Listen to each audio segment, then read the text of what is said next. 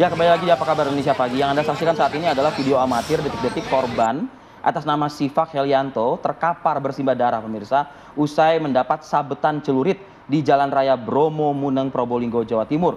Korban pun akhirnya meninggal dunia saat proses evakuasi menuju rumah sakit.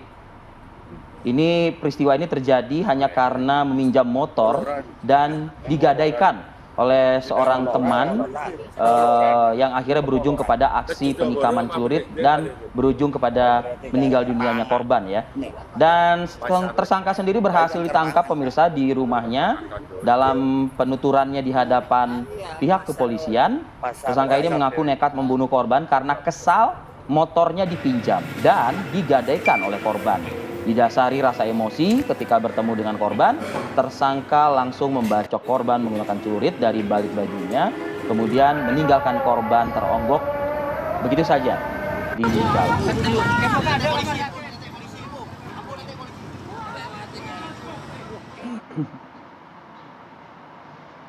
Ya, baik. Untuk mengetahui bagaimana sebenarnya kronologi atau peristiwa sebenarnya yang terjadi, kami ajak Anda pemirsa untuk berbincang langsung dengan AKBP Wadi Sabani, Kapolres Probolinggo Kota. Selamat pagi Pak Kapolres. Pak Kapolres, selamat pagi Pak. Selamat pagi Mas, selamat pagi Mbak. Ya, Pak Kapolres, sebenarnya kronologi peristiwa ini seperti apa sampai akhirnya pelaku ini tega loh membacok korban, Pak?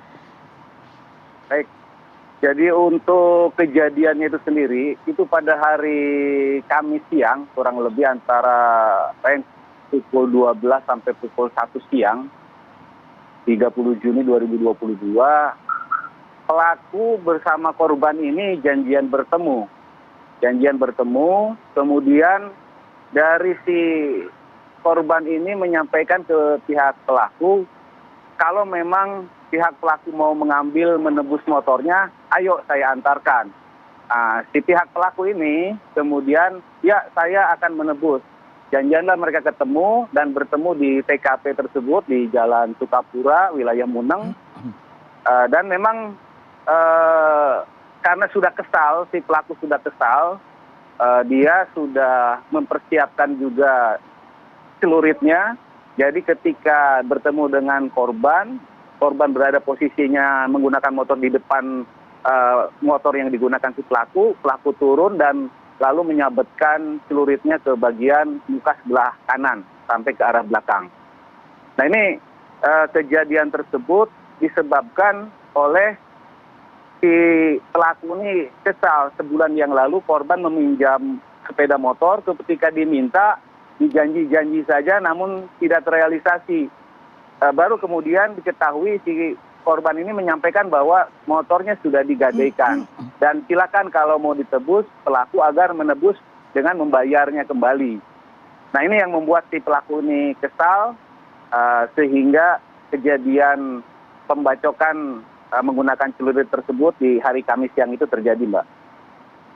Pak Kapolres, sebetulnya hubungan pertemanan di antara keduanya ini bagaimana sih Pak gitu loh kesehariannya? Ya kok ada gitu ya temen minjem motor judulnya nggak untuk digadaikan, tiba-tiba digadaikan dan begitu udah buat pengakuan pemilik motor disuruh menebus gitu loh. Ya ini kan kalau untuk masalah pertemanannya dia, mereka ini memang berteman, tapi pertemanan dari istilahnya berteman biasa. Namun untuk tadi yang disampaikan, alasan-alasan tadi yang disampaikan, ini kan hasil dari keterangan dari pihak yang si pelaku ini. Namun tentunya nanti pihak kepolisian tetap akan secara lengkap melakukan proses penyidikan terkait dengan motif, modus, dan kronologis dari kejadian tersebut. Nanti kita akan perjelas kembali melalui proses penyidikan. Demikian. Oke. Pak Kapolres, tapi pelaku ini sampai bisa memiliki senjata tajam, Pak, untuk melakukan aksi tersebut. Iya. Ini keterangannya yang sudah digali dari pelaku seperti apa?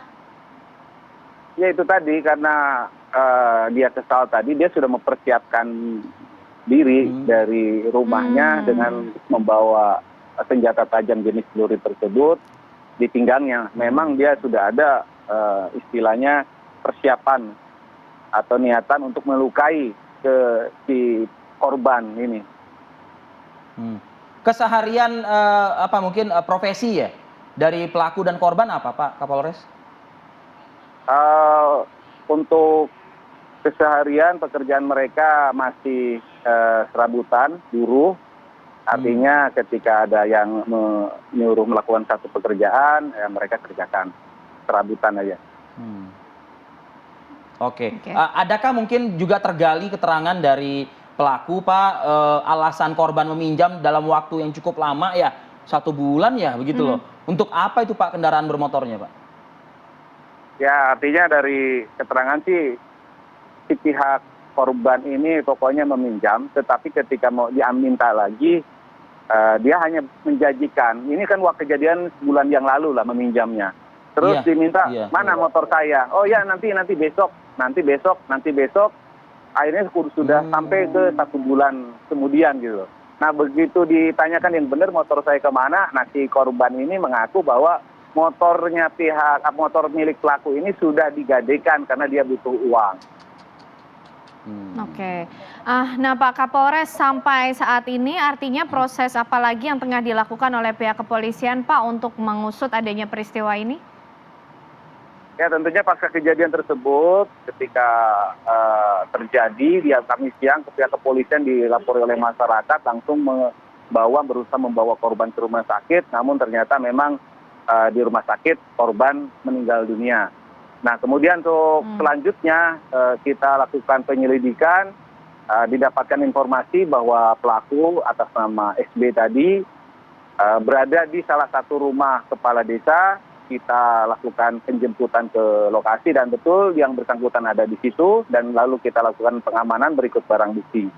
Untuk saat ini pihak pelaku sudah kita tetapkan sebagai tersangka dan sudah ditahan di ruang tahanan Polres Probolinggo Kota. Untuk pasal yang sejauh ini Pak diterapkan terhadap pelaku? Penerapan pasal kita terapkan pasal 340 KUHP, subsidiar pasal 338 KUHP.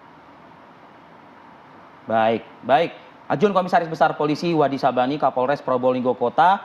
Saya juga belum terlambat ya Pak ya untuk menyampaikan mewakili kepolisian untuk seluruh Indonesia. HUT Bayangkara, Dirgahayu Bayangkara ke-76.